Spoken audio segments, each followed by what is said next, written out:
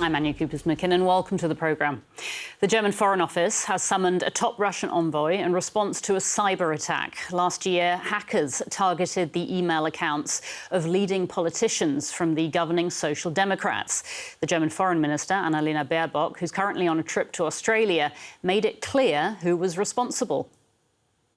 Today we can say unambiguously, we can attribute this cyber attack to a group called APT-28, which is steered by the Military Intelligence Service of Russia. In other words, it was a state-sponsored Russian cyber attack on Germany. This is absolutely unacceptable and will have consequences. All right, let's get more from DW political correspondent Simon Young. Simon, tell us more about what the German government is exactly accusing Russia of. Yeah, well, this unit, APT-28, stands for Advanced Persistent Threat 28. It's part of Russia's military intelligence organisation, the GRU. And in this case, the investigation has shown that they were involved in hacking the email accounts of senior members of the Social Democrat Party here in Germany. That's Chancellor Olaf Scholz's party. But they're a known quantity. They've been accused in the past also of involvement in a hacking attack against the computer system of the German Parliament back in 2015.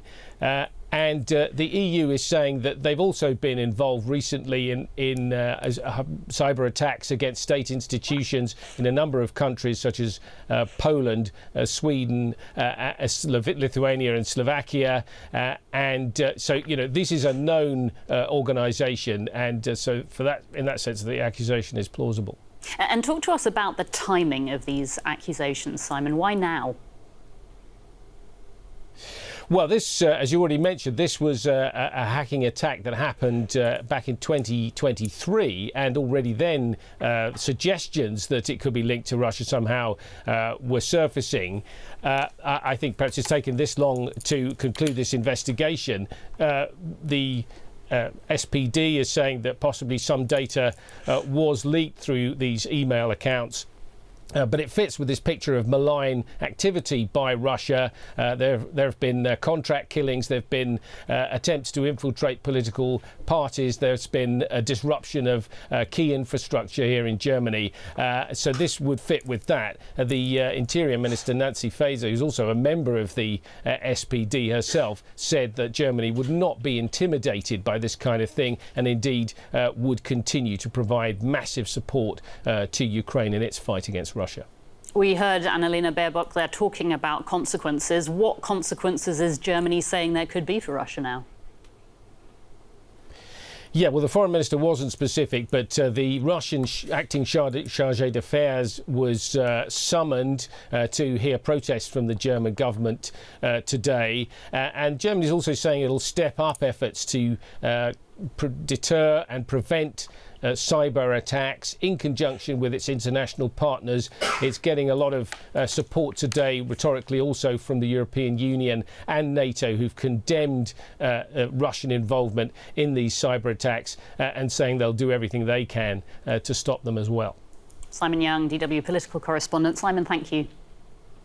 Let's look at this with Kerstin Zettl-Schabath, who's a researcher at the University of Heidelberg and an expert on cyber conflict and cybersecurity. Welcome to DW. Let's start with the group that the Foreign Minister claims is behind this attack, APT-28. Who are they? What do they want? Well, APT-28 is a very well-known hacker group that is associated with the military intelligence arm GRU of the Russian state.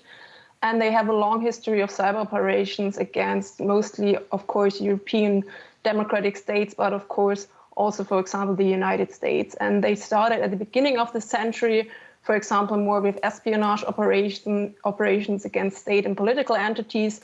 And then later on, they also shifted their operations towards so-called hack and leak operations. So operations where they do not only steal information that can be used then for strategic decision-making, but also using those kind of information, for example, in the run-up of democratic elections, to leak those information to the public in order to sow chaos and distrust, and in order to undermine the democratic national election processes, as it has been the case, for example, in 2016 with the DNC hack and leak operation in the context of the US election battle.